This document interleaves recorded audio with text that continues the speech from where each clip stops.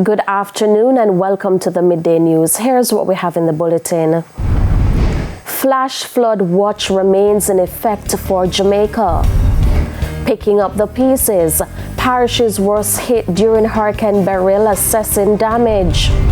And Prime Minister to visit areas badly affected by Hurricane Beryl. Thank you for joining us. I'm Shamela Pullen. Here are the details. A flash flood watch remains in effect for several parishes following the passage of Hurricane Beryl. The watch is in effect for low-lying and flood-prone areas. The Met Service says persons should expect mostly cloudy conditions and isolated showers in southern and northwestern parishes. Persons are advised to take the necessary precautions. The advisory will be reviewed at 5 p.m. this afternoon. Jamaicans are being told to brace for increased rainfall starting Friday and going into the weekend. This as a tropical wave is expected to move across the island. The Met Service says showers and thunderstorms associated with a tropical wave is expected.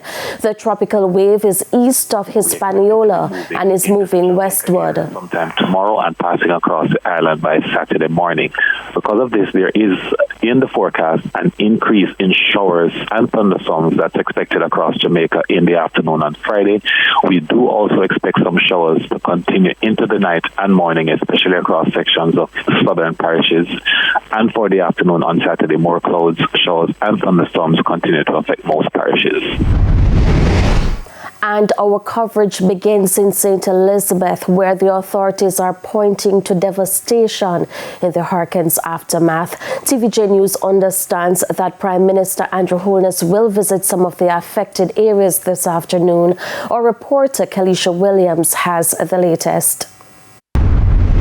So this is merely a fraction of what we've been seeing all morning here in St. Elizabeth, and it explains why thousands of people are now without electricity. Several roadways are also blocked, and our news team has been speaking with the residents and the authorities, and this is what they had to say. Bad blockage right around the whole, anything coming from Santa Cruz way. Holland is blocked, Horton is blocked. So any vehicle coming from Santa Cruz, going to Middle Quarters or going to Magati, blocked off. This is really bad. I never anticipated a vacation like this, but you know, I'm still grateful I have life. So from chaos on the roads to devastation on farms, I spoke with one farmer who lost over 8 acres of plantains. This farm, the damage that done is about over $3 million to actually repair this farm right now. So, you know, I am just concerned about all the other farms because it's another 8 to 9 acres elsewhere. But the breeze that I saw last night, I just know that everything went down. So I'll have more on these and other stories in primetime news this evening.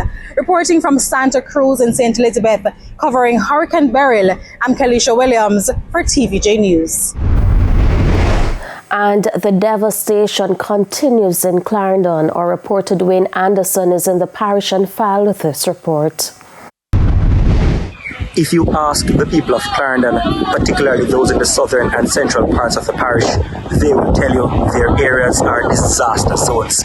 Now, of course, that sort of designation has to come from the authorities, and that designation has not yet been made. And speaking of the authorities, many of them are already on the ground doing their early assessment. I'm talking about people from the Municipal Corporation of Clarendon. I spoke earlier with them, including the Mayor, Joel Williams, and already they are begging the people of Clarendon for some time to do the work to help them to get their lives back in order. But it is overwhelming here in the parish. I'm talking about overwhelming to the point that people are crying. The people say they don't have food, they don't have water, and that is just a tip of the iceberg. They don't have homes. The roof of their homes totally gone. Walls have collapsed on the people. This gentleman behind me is a blind man. He's there sitting, pondering pondering about his future. He's just one of hundreds of people in Clarendon who are facing uncertain future at this time. They are hoping that the authorities, including the Jamaica Public Service Company, can come in and restore energy at this time. They need energy. Their lives depend on it. Their business depend on it. But that's early discussions. When we're coming here, I've lost count. When I stopped counting at about 40 light poles that have been flat along roadways. I've lost count of the dozens of homes without roof. It is all uncertain for many people in Clarendon at this time. Many are comparing this hurricane with Ivan and Dean, and they say this one, based on wind damage, is the worst they've seen. What happened? We leave out of the house 2 years and the storm coming, go to our next door to another family home. When I come back, the house have gone. The whole coop gone. Nothing else. I can't pick up the pieces them right now. And the jail up here, and you see it? If one more shower come, we all down like it. So what you see here is just a result of what actually took place. The residents have been affected, and the school, the roof of the school is gone completely. With the power of the movement of the wind, some of it went across the road and it chopped the electrical supply wire, damaged the pole, and I'm glad that no one got hurt. Actually, nobody got hurt. Do you have any idea how many people this school serves, in terms of students? And I think around the staff is around 3 to 4. I'm not so sure of the population, but it's quite a few, maybe about 30 or 40. It could be a little less or a little more. But I'm glad it's summer holidays, so education itself, because they have 2 months to maybe make good on the repairs. Based on my own observation, in Southeast Clarendon, for instance, we have hundreds of homes that have been damaged, flooded, house flat, roof gone, animals that have been, unfortunately didn't make it through the rains, coming down from Freetown straight into Cockpit. Mitchelltown seems to be one of the areas where you have severe damage. Portland Cottage, where we are now, Rocky Point, Longwood, Lioneltown, a lot of flooding. But the reality is that we have to give thanks, because this could have been much worse if we got the direct hit. And there's no report of loss of life in this area. So we give thanks to that. We advise persons and have been advising them, take pictures, get information so that we can assist as best as possible. And the other issue is that we are not able to get in touch because the phone lines are completely down. So we can't get in touch with JPS or with other utilities to advise them of where the problems are. So we are trying to take that information. Then I'm going to try and drive out of the area, get some signal, and see if we can send that information to them. Reporting from Clarendon, I'm Dwayne Anderson for TVG News. Our reporter Kimberly Preddy gave us an update of the situation out west. Well, it is early days yet here in Westmoreland. We're seeing, following the aftermath of Beryl, where some damage has been done to the Manning's school in Savannah Lamar, where their library would have got shaken up, and we know that that is a historic building for the school, which was started back in 1738. Heading on to Negril, still in Westmoreland, we're seeing where the western section of that community, tourist hotspot, there is some damage that has been done to West End, particularly down to where Rick's Cafe would be, because we know that those properties are closest to the shoreline. Over in Hanover this morning, we witnessed where residents in Orange Bay teamed up and decided to clear the debris from the street and also in their communities. We witnessed them with power chainsaws and machetes as they decided to help the authorities whom they say have their hands full. But it is still early days here in Westmoreland as we continue to traverse the thoroughfare. There is still a lot of down trees, and we will give you more update as they come. But also to add that the Digicel and Flow networks are down, and in some sections of Negril, we're seeing where some hotels are currently out of water. So the NWC has impacted some form of business here for hoteliers. Crews are trying to get to areas most in need. You would imagine that it will take some time because the streets are littered with down trees and debris from the hurricane. It has been difficult traversing the roads as we try to get to various points. Most communities are without electricity, and a similar situation exists in Hanover and St. James. Reporting for TVJ News, I am Kimberly Petty. And over in Hanover, the situation has been devastating. Our reporter Kimberly Petty again gives an update from that parish. Thank you, Shamela. Well, it is early days yet here in Westmoreland. Crews are trying to get to areas most in need. You would imagine that it will take some time because the streets are littered with down trees and debris from the hurricane.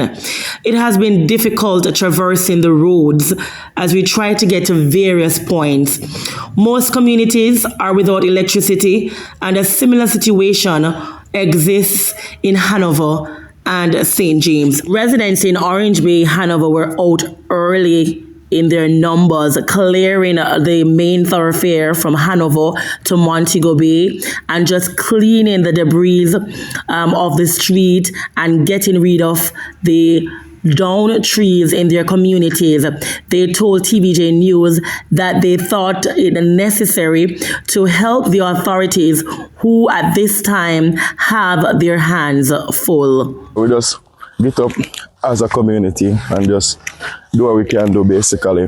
We just clean up the road. You know, as you can see, the main entrance and exit to our village right here was blocked, but as a community, we just decided to do it as a unit. We're not waiting on anybody. We just, step up and put each foot together, each arm together, and just do the right thing.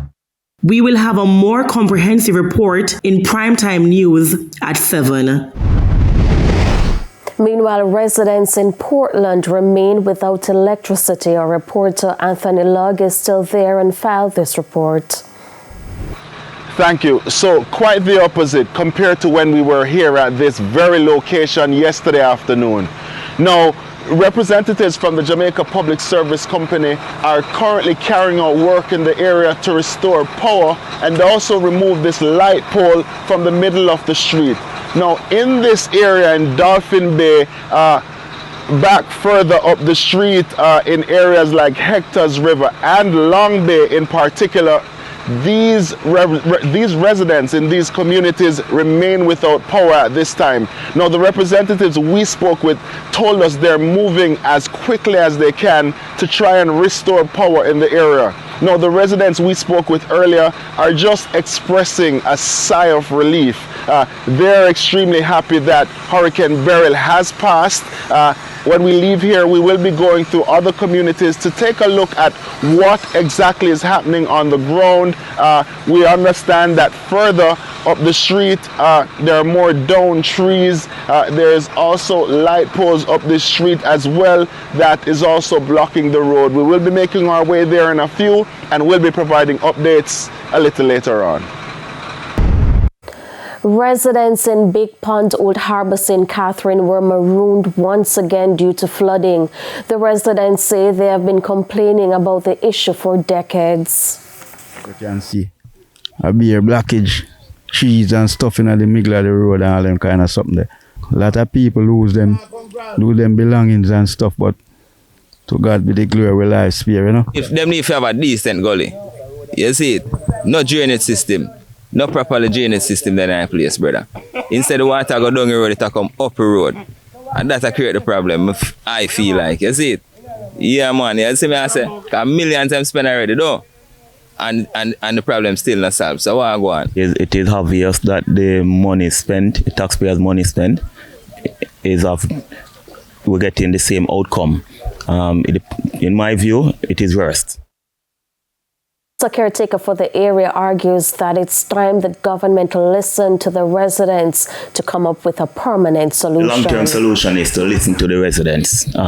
Based on listening to persons on the ground, especially the elderly ones, the community-based people, they have the solution. But the authorities have not been listening to the residents. It's time for a break. Stay with us. More stories when we return.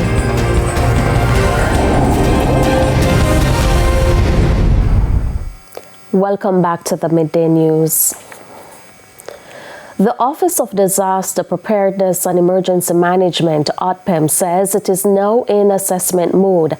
Acting Director General of ODPEM, Richard Thompson, says based on preliminary assessment, parishes like Clarendon, St. Elizabeth and Westmoreland have been hardest hit. So far is St. Elizabeth, with some of the most impacts in St. Elizabeth. So that's what we're getting now.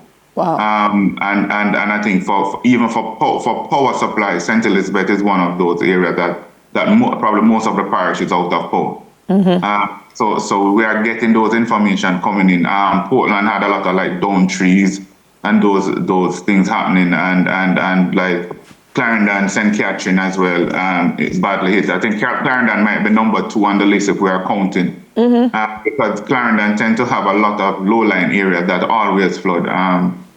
And so a lot of the information now is coming in from Clarendon. Mr. Thompson says the priority will be given to areas in critical need based on assessment. What we have within our national setup is 3 levels: national, local, and community. Mm-hmm. And there is communication channel between those 3 levels. And so you get the information coming in from the community to the municipal corporation, and that comes up to national, to the ODPEM in the NUC. The National Works Agency, NWA, says it received at least 115 reports about the country's roads due to either to fallen trees or inundation. Communications manager of the NWA, Stephen Shaw, says 50% of that number are roads that are rendered impassable or reduced to single-lane use. The road from Orange Bay to Negril in Westmoreland, that's the North Coast Highway leading from Lucy into Negril. That road is fully blocked by fallen trees. We have areas also in St. Elizabeth, the main corridor linking Mandeville to Santa Cruz to Black River, that has a number of impediments as well. That road is blocked. So we are going to be getting more reports as the hours unfold, and connectivity becomes a little easier. Mr. Shaw says as the days unfold, the agency will have a clearer picture of the damages done. Teams from the NWA are now on the ground doing damage assessment. There is a protocol, so we want to ensure that, for example, the road to the airport or to the airports, those roads are open. We want to make sure that roads to the hospitals, that those are cleared. Roads that lead to critical infrastructure that are relied on by the JPSCO and the National Water Commission. So where we have pumping stations, where we have JPSCO plants, we want to ensure that those roads are open, because personnel from these organizations need to have access. They need to be able to get into these places and try and get the services up and running for the entire country. Thereafter, we look at other roads, other installations to treat with. The Jamaica Public Service says it will be conducting an assessment in a bid to restore electricity to customers. The JPS says up to 60% of customers were without light up to last night. Director of Corporate Communications at JPS, Winsome Callum, says over 400,000 customers are being affected. restoration. So we have to wait until the team is able to go out to do the physical damage assessment before that restoration begins. And JPS, we have to wait on the all clear from ODPEM before we can actually go out to do the physical damage assessment and restoration. And the National Water Commission says teams are being dispatched to assess damage done to the country's water system. Acting Corporate Public Relations Manager Delano Williams provided an update. Our teams are already mobilizing, so our maintenance units will be working with other partner institutions such as the JPSCO, and our operations teams will be mobilizing as we get clearance from the ODPEM and the security forces to navigate to a number of the communities and facilities themselves that require restarting. So it is going to be first and foremost assessment of our pump stations, also our networks. We will commence repairs, rehabilitation of some of our facilities that were impacted, and then to get to the nearest restart. Obviously, critical institutions such as our healthcare centers, hospitals, police stations, and the shelters are all going to be at the top of our list for items to be restarted. To other news now, it's now time for the Business Minute. Motorists are facing higher prices at the pumps today. Each litre of 87 and 90 gasoline is selling for $2.86 more. Diesel has gone up by $1.60, while ultra-low sulfur diesel is up $1.10. $1.76 has been added to the price of kerosene. Propane is valued at $2.09 more, while butane is up 98 cents. Each gas station will add its own markup to the ex-refinery rate offered by Petrojam. Further afield, a federal judge in Texas delayed a ban on non-compete clauses for employees. The judge wrote the court plans to have a ruling on the merits of the action by the end of August. The ban would prevent employers from imposing non-compete deals for most already active agreements. The ban, which was scheduled to take effect in September, was approved by the Federal Trade Commission in April, but less than 24 hours after that, the agency was sued by the U.S. Chamber of Commerce and several businesses, including a Texas-based tax services and software provider. The FTC says roughly 20% of all U.S. workers have a non-compete clause in their current jobs. Officials say this hinders their chances of getting a better employment elsewhere. And that's it for the Business Minute. I'm Giovanni Dennis. Thank you, Giovanni. Time now for the top regional and international stories. In the region, the UN has called for international solidarity with Grenada, St. Vincent and the Grenadines and other Caribbean islands hit hard by Hurricane Beryl as it makes its way through the Caribbean this week. The Category 4 storm, which passed through Jamaica Wednesday, has claimed at least 6 lives across all the Caribbean islands and caused severe damage to homes, infrastructure, power and communications. The World Meteorological Organization warns of unprecedented hurricane intensity driven by climate change and highlighted the need for preparedness as the Atlantic hurricane season progresses.